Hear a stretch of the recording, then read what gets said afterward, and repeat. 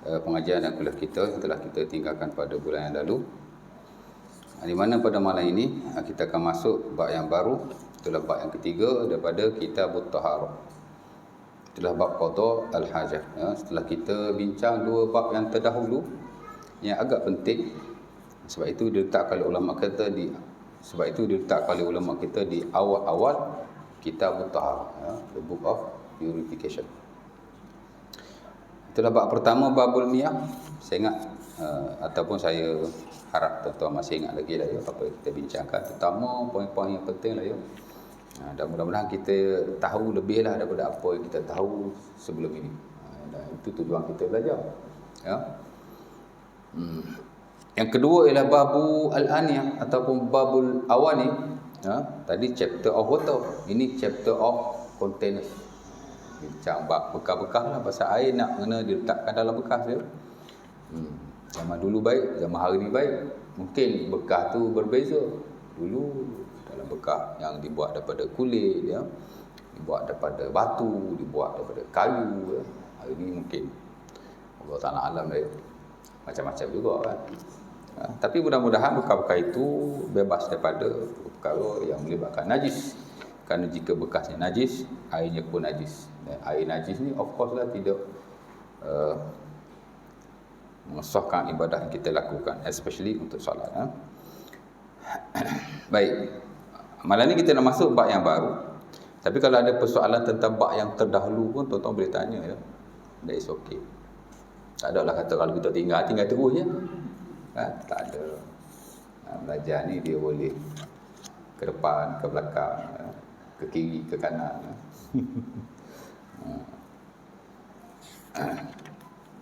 Baik. Malam ni bab yang ketiga juga satu bab yang penting yang saya notakan sebagai bab qada al-hajat. Bab qada hajat. Ya. Dan itu istilah yang banyak digunakan pakai oleh ulama-ulama, ilmuwan dan sarjana-sarjana, terutama para fuqaha, ahli-ahli fiqh lah. Mereka membabkan dalam bab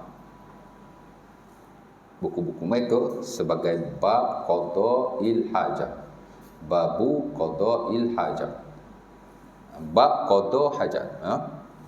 Apa makna qada? Qada ni makna menunaikan, melangsaikan. Ya. Qada'us solat, menunaikan solat.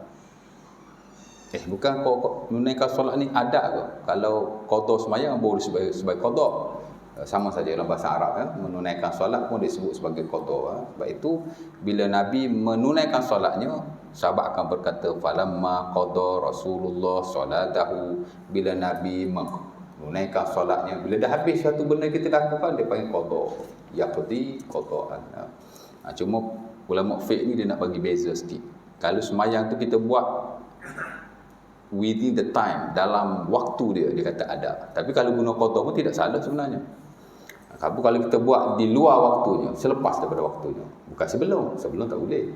Selepas waktu, mungkin kita tertidur, mungkin kita apa-apa lah, ataupun kita memang tak sembahyang lah, buat lepas qada lah. Lebih qada lah. Qada tu maksud tunai juga sebenarnya, tapi di luar waktunya. Dia membezakan sikit. Dia sudut fiqhnya tu, tapi dia sudut bahasa dia sama saja. Qada pun makna tunai, adat pun makna tunai sebenarnya ya. Baik. Jadi qada makna menunaikan. Qada'us solat, menunaikan solat. Ya. Melangsaikan, qada juga. Qada udain, melangsaikan hutang.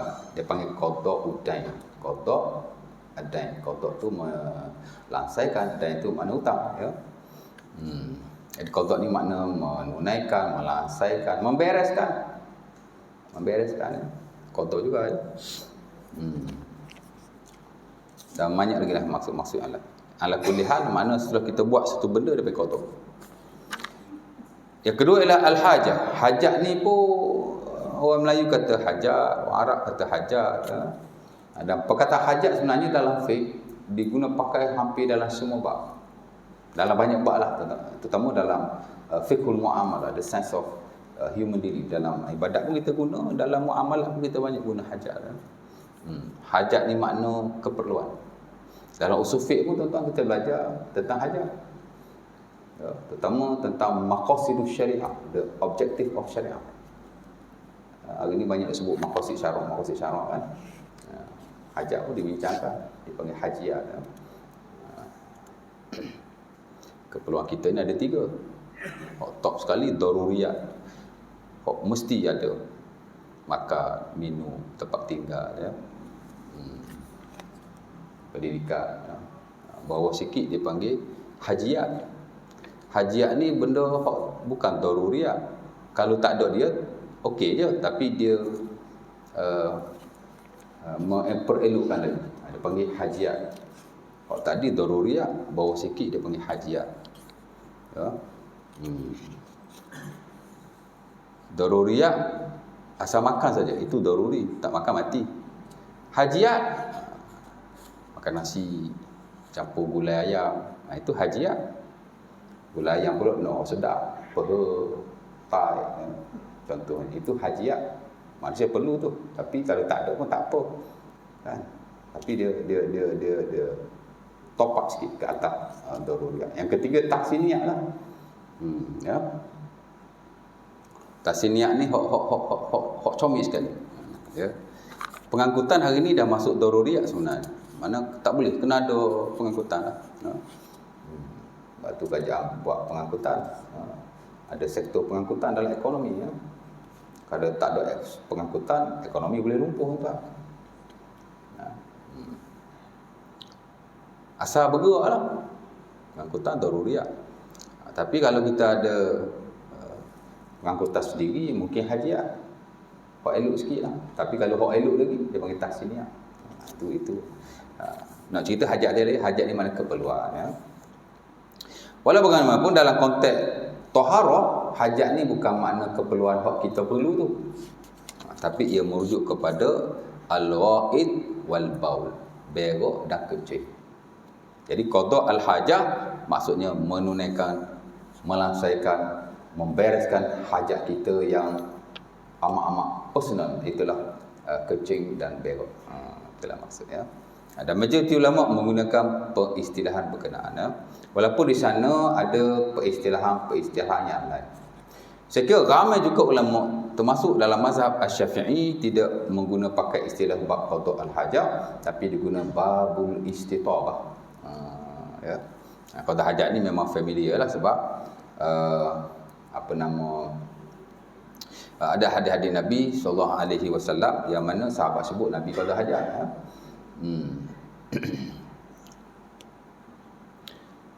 Jadi digunalah perkataan itu. Banyak hadis-hadisnya, ya. Saya bagilah contoh satu, ya. Dalam hadis Abi Dawud daripada Abdullah bin Ja'far, kata beliau, kana ahad mastatara bihi Rasulullah hadafun aw ha'ish nakhlin. Ya. Kana ahad mastatara bihi Rasulullah li hajatihi. Ada sebut hajat kan? Hadafun aw ha'ish nakhlin. Kata beliau, benda yang paling Nabi suka untuk bersembunyi, untuk berselindung ketika baginda menunaikan hajatnya. Ada sebut hajat kan? Hajat apa tu? Makan, minum, tak, berak kencing. Jadi orang kita tahu dah. Hadis ni pasal berak kencing ni, bukan pasal makan ni, bukan pasal minum ni.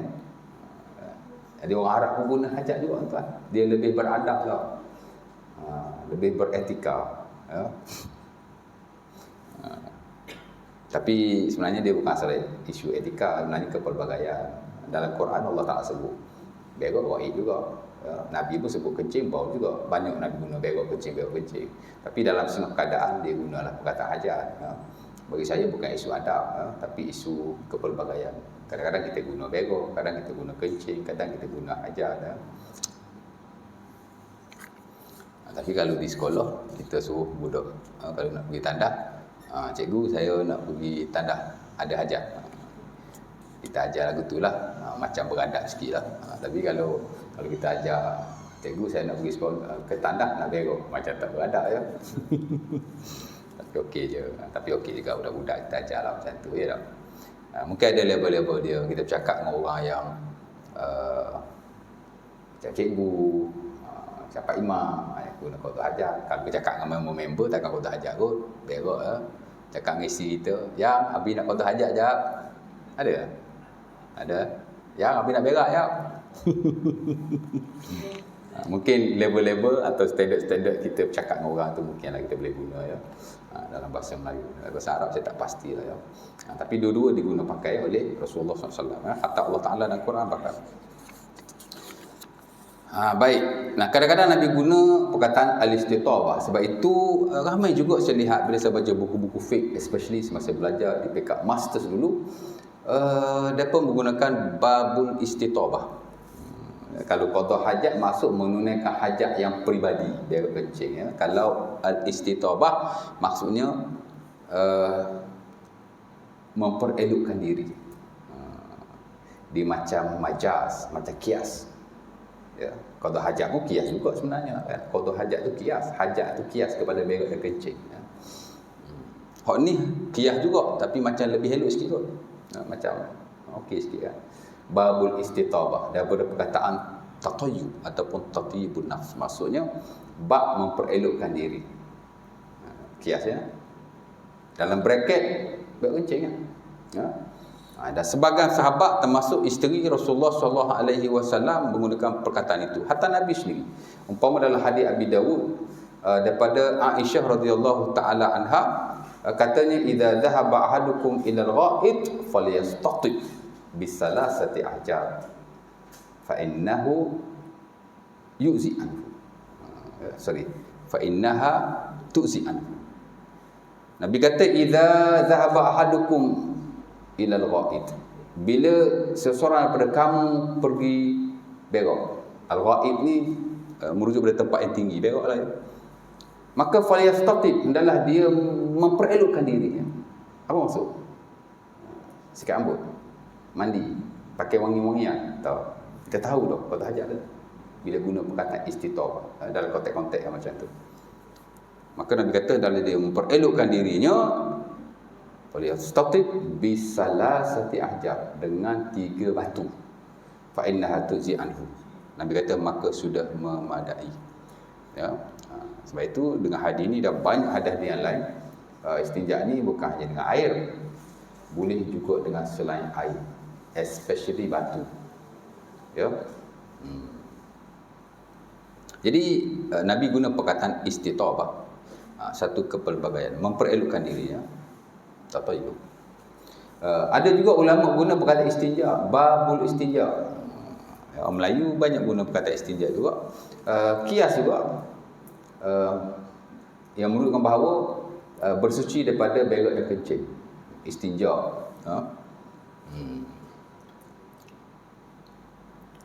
Ada juga hadis-hadis Nabi, Nabi sebut istinja ya. Antaranya hadis Anas bin Malik lah, Sahih Bukhari. Katanya kharajan Nabi li hajatihi summa ataituhu bima'in fastanja bihi. Atau kama qala. Kata Anas bin Malik, Nabi qada hajat, kemudian aku bawa air, Nabi beristinja dengan. Istinja pun maksudnya menyucikan diri, yakni daripada berak dan daripada kencing. Ala kulli hal, daripada nak guna bab qada hajat ke, nak guna babul istitabah ke, ataupun nak guna babu apa tadi? Yang ketiga, istinja, boleh berlaku. Biasanya kita faham qada hajat saja dan istinja lah. Malah ni tambah satu lah, al-istitabah.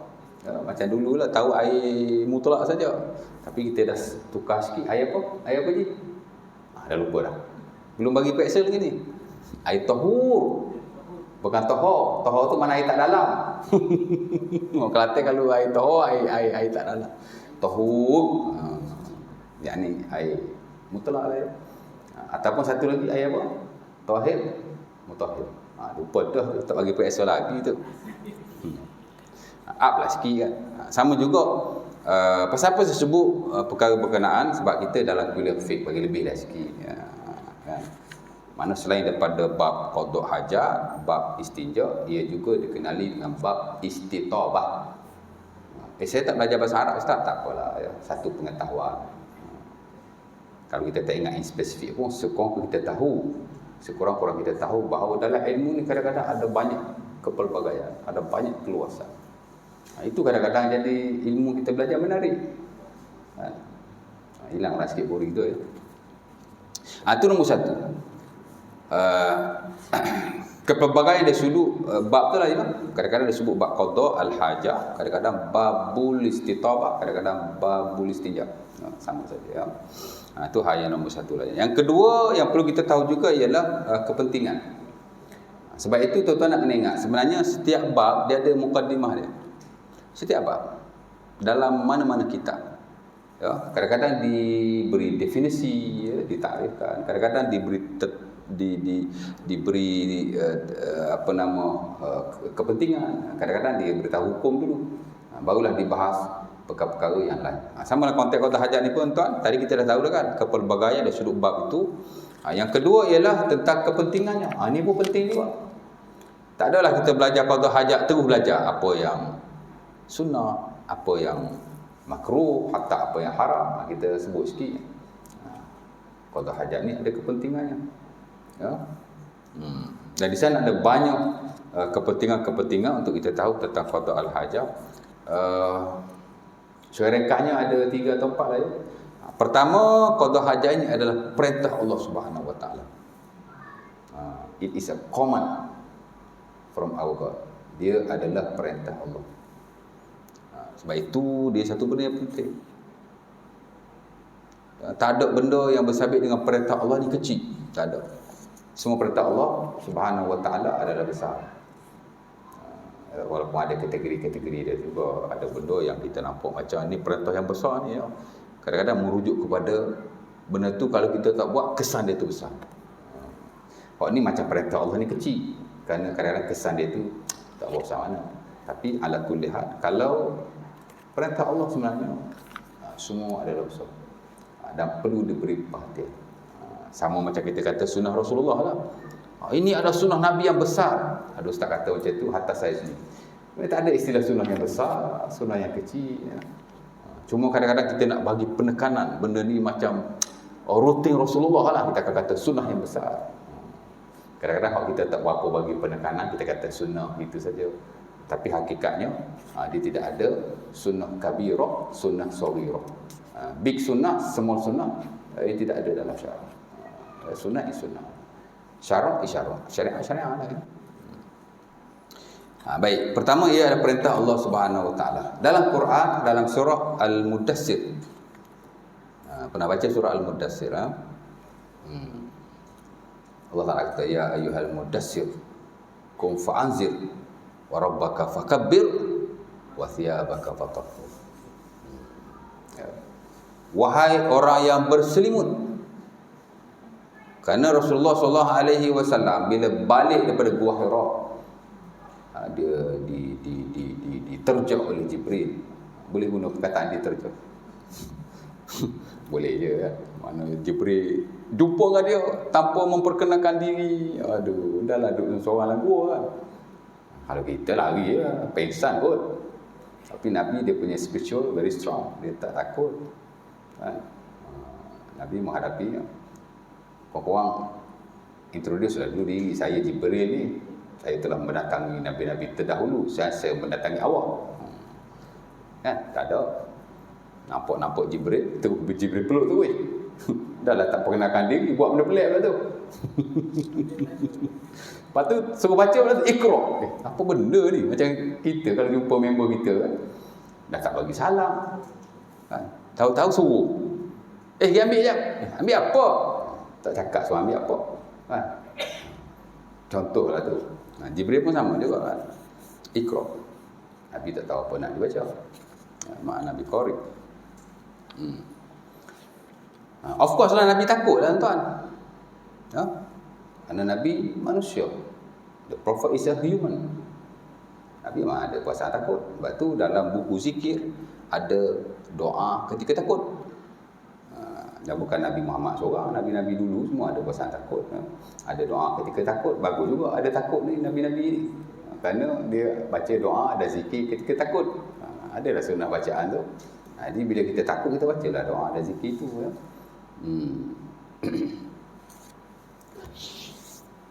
Balik takut kan, suruh simu. Tak tahulah macam mana perasaan Rasulullah SAW. Bila duduk dalam selimut takut tu, Allah Ta'ala turun ayat, ya ayyuhal mudassir qum fa'anzir wa rabbaka fakabbir wa thiyabaka fatahhir. 5 ayat. Quran turun 5 ayat ya. Nazalat 5 ayat.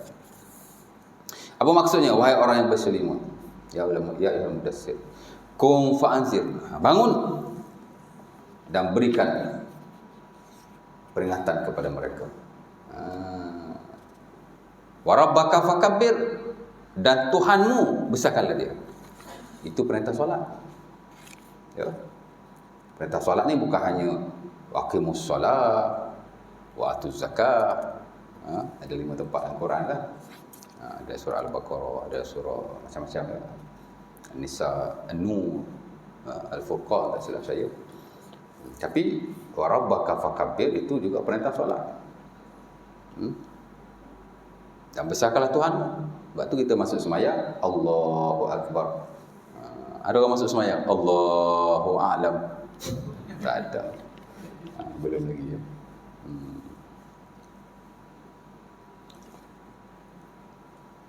Wa thiyabaka fatahhir, dan pakaianmu sucikanlah dia. Allah Ta'ala sucikan pakaian kita. Tak kalau kita nak beribadah kepada. Kalau pakaian pun Allah Ta'ala sucikan, lebih-lebih lagi lah tubuh badan kita. Itu dipanggil qiyasul aula, mengkiaskan yang rendah kepada yang lebih tinggi ya. Macam Allah Ta'ala kata dalam Quran lah, kita nak buat baik kat mak bapak ni, Allah Ta'ala kata wala taqul lahuma uffin, jangan kamu berkata kepada mereka uff. Ni kan orang kata juga mana macam ni haji tahu ada kata alo macam tu. Mana kita kalau mak kita suruh kita kan, man ambil ni ya, aduh, itu dipanggil kalimah tu tajar, perkataan yang kita guna bila kita tidak suka kepada sesuatu. Jadi kita kata mak kita boleh pukul, apa dalam Quran tak ada larang pukul, tak ada larang sepak, tak ada larang terajam. Ada Allah Ta'ala kata jangan guna perkataan yang menyakiti hati mereka. Kalau perkataan yang simple pun, yang menyebabkan mereka sakit hati pun kita tak boleh guna. Hak besar-besar ada bila-bila lagi lah. Itu dipanggil qiyasil aula.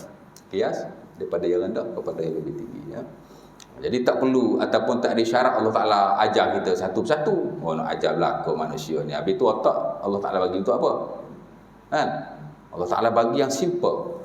Kemudian kiaskan ke atas benda-benda yang lebih besar. Itu daripada kias adna kepada kias a'la. Sama dalam konteks ni Allah Ta'ala sucikan baju kita dan apa yang kita pakai, maka tubuh badan kita lebih-lebih lagi. Kerana baju yang kita pakai berada pada badan kita. Apa artinya kalau kita pakai pakaian yang bersih tapi tubuh badan kita berlumuran najis ataupun ada najis? Ada guna tak? Tak ada guna. Jadi kalau baju pun Allah Ta'ala suruh bersihkan, of course lah tubuh badan mesti dibersihkan terlebih dahulu. Ya, Quran tu. Jadi ia adalah perintah Allah Subhanahu Wa Ta'ala, dan ia adalah perintah yang besar kerana ia melibatkan ibadah kepadanya. Ya. Dan Allah Ta'ala bukan sekadar suruh, Allah Ta'ala memuji orang-orang yang membersihkan diri daripada najis, daripada kotoran, termasuk berak kencing lagi. Tuan-tuan boleh buka dalam surah At-Taubah ayat 108. Di mana kata Allah Subhanahu Wa Ta'ala, fihi rijalun yuhibbuna an yatatahharu wallahu yuhibbul mutahhirin. Ya. Ayat ni Allah Ta'ala turun kepada orang Quba, sahabat-sahabat Nabi yang berada di sana. Kenapa? Kerana mereka beristinja dengan betul. Masya Allah. Sebab itu bila Allah Ta'ala turunkan ayat ni, Nabi tak tahu pasal apa Allah Ta'ala turun ayat. Ya. Bersuci ni banyak maksud.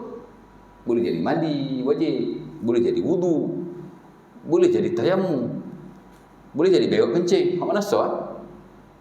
Bukan berak kencing kot benda kotor. Takkan Allah Ta'ala nak puji kot. Tak. Nabi tak tahu tuan. Allah Ta'ala turun ayat ni macam umum.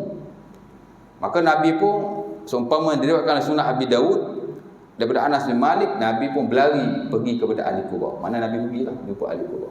Apa kata Nabi? Ya ahli Quba, innallaha qad ahsana as-sanaa'a ilaikum. Fama tasna'un? Ataupun fama sana'tu antum? Maksudnya Nabi kata pada ahli Quba, wahai ahli Quba, Allah Ta'ala telah memuji kamu dengan baik sekali. Apa yang telah kamu buat? Suci-suci apa yang kamu buat ni? Mana sah Allah Ta'ala puji? Macam itulah dua ayat. Maka ahli Quba menjawab, kunna idza stanjayna nutbi'u al-hijarat al-ma'. Kami bila beristinja, kami beristinja dengan baik sekali. Kami menggabungkan antara batu dan air. Kami istinja dengan batu dulu, kemudian baru kami beristinja dengan air. It is a very perfect istinja. Bersih semua. Tak. Sebab itu afdal, the most standard dalam mazhab Syafi'i, bab istinja ni, istinja dengan batu dulu, baru istinja dengan air. Maka lepas ni tuan-tuan, sediakan batu-batu dalam tandas tuan-tuan. Ya. Betul ni, yang standard dalam mazhab Syafi'i, istinja dengan batu, baru dengan air. Kita boleh dapati dalam buku-buku fiqh yang klasik. Tapi buku-buku fiqh yang moden, termasuk yang mazhab Syafi'i sekarang ni, dia sudah tidak menggalakkan lagi kerana tidak praktikal. Kerana dimaksudkan dengan istinja ialah betul-betul membersihkan. Dalam konteks dulu memang betul-betul membersihkannya dengan batu, kemudian dengan air. Kerana kadang-kadang air mereka tak boleh guna banyak, dia terhad airnya sedikit, jadi digunalah batu dulu, kemudian dibasuh sikit dengan air. Dalam konteks hari ni amat tidak bersesuaian sekali. Fiqh ni tuan-tuan, dia ikut zaman. Tapi kita kena tahu punca dia, sebab dia tu. Sebab dia tu ialah betul-betul membersihkan. Jadi jika kita betul-betul membersihkan, hasalal maksud, tercapailah maksud. Walaupun kita tidak bersihkan dengan batu dan air secara kapuh lagu tu. Orang kata kapuh, mana buat dulu. Kita combine lah. As long as dia clean, maka sudah termasuk dalam konteks ayat berkenaan. Macam dulu tuan, dulu Nabi siwak dengan kayu siwak. Dia bagi. Kan? Sebab itu majoriti ulama dulu mengatakan bahawa afdal siwak ialah dengan kayu. Ya. Kerana selain daripada kayu, mereka juga bersiwak dengan benda lain, dengan kain, perca-perca kain. Kainnya. Ya. Jadi hak paling perfect siwak dengan kayu. Ya. Kan? Tapi ulama-ulama yang moden dibuat klasifikasi yang baru, di mana as long as seumpama disebut oleh Al-Qardawi dalam bukunya Fatawa Mu'asirah, as long as hasalan inqa, as long as dia membersihkan, kerana dimaksud dengan siwak ialah membersihkan mulut. Dia boleh berlaku dengan apa-apa wasilah, dengan apa-apa tool ataupun alat. Dulu-dulu guna kayu, hari ni guna berus gigi, guna apa-apa lain, tak kisahlah. Lain pada berus gigi, guna apa? Siwak, ibadah dia tu pada pembersihan mulut, bukan pada kayu. Jadi kalau boleh bersihkan dengan selain pada kayu, dia ismat. Tapi nak bersihkan kayu pun tak apa, ya. Ini orang ramai orang duk naik ke kayu siwak, ramai orang dah lepa kan. Jadi cakap sikit sudahlah. Balik pada yang tadi ya. Jadi kita tak dapat membayangkan bahawa Allah Subhanahu Wa Taala memuji ahli-ahli Quba yang kita sangka mungkin Allah Ta'ala memuji pada hak ehwal pembersihan atau bersuci yang lain seperti mandi wajib atau seumpamanya wudu. Tapi rupa-rupanya Allah Ta'ala memuji mereka kerana mereka beristinja dengan betul. Sebab itu istinja ni juga adalah ibadah. Kalau tidak, kenapa Allah Ta'ala puji? Kan? Menunjukkan bahawa perkara itu juga adalah ibadah jika kita melakukannya mengikut apa yang dituntut oleh syarak. Sebab itu jangan pandang remeh nak ibadah tuan-tuan. Ya. la tahqiranna minal ma'ruf syai'an walau an talqa akhaka biwajhin talib. Nabi sebutlah hadis Tirmizi daripada Anas bin Malik, jangan sekali-kali kita meremehkan benda-benda yang baik, kebaikan, termasuk ibadah. Walaupun sekadar kamu berjumpa dengan sahabatmu dengan muka yang manis. Kadang-kadang kita tak boleh beri banyak benda kepada sahabat kita, kita berilah muka yang manis.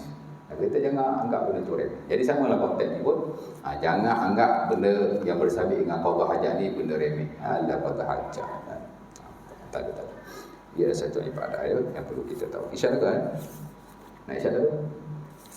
Azan lah. Dia perintah Allah, bahkan Allah Ta'ala memuji orang-orang yang beristinja dengan betul. Kita kalau istinja dengan baik, tuan, kita termasuklah konteks ayat berkenaan. Seumpama Allah Ta'ala memuji kita, walaupun Allah Ta'ala tak puji, ini Allah Ta'ala puji ahli kubur, tapi kalau kita buat exactly the same, samalah macam Allah Ta'ala memuji kita sebenarnya.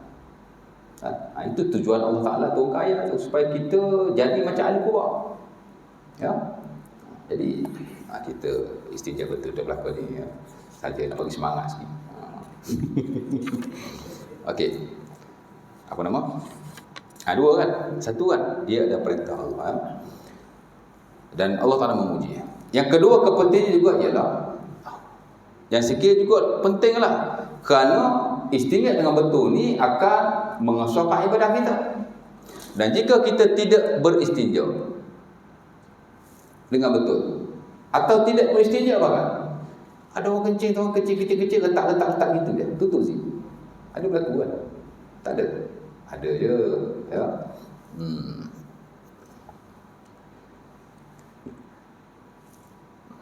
Kita dulu bila saya zaman kecil aja, saudara kita nak pergi kerja KL, nak pergi kerja Johor, kita selalu hantar dia naik bas. Ya. Jalan naik bas ke 7 malam, naik bas kat tepi jalan tu kan. Tahu tak kan? Mana ada tanda tepi bas stand. Dia pergi kat tepi pokok-pokok tu, dia kencing kat situ je. Mana dia basuh? Letak-letak gitu. Tapi masa tu kita kecil-kecil lah. Mudah-mudahan Allah Ta'ala mengampunkan mereka, ya. Cuma nak bagi tahu ada je orang kita buat macam tu, ya. Tak istinja. Baik. Kalau kita tidak beristinja atau tidak beristinja dengan betul, maksudnya kita qada hajat, najis tu kena kat baju kita, kena kat seluar kita, ya. Ia tidak mengesahkan ibadah kita. Itu disebut oleh Al-Imam Al-Ghazali rahimahullah dalam Minhajul Abidin. Dia kata kamu kena belajar betul-betul benda yang bersabit dengan ibadah-ibadah kamu. Sebutlah solat, haji, puasa. Kerana aku takut kamu beribadah kepada Allah berpuluh tahun lamanya, akhirnya kamu dapati tidak ada langsung kebaikannya. Kenapa tidak sah? Mayang bukan main, tunggak, tapi tak sah. Kenapa? Kerana tak istinja. Itu bila qada hajat. Ataupun kita qada hajat, kita kena najis itu sama-sama. Azan dulu kan. Jadi satu benda yang penting, dia tersambung sikit.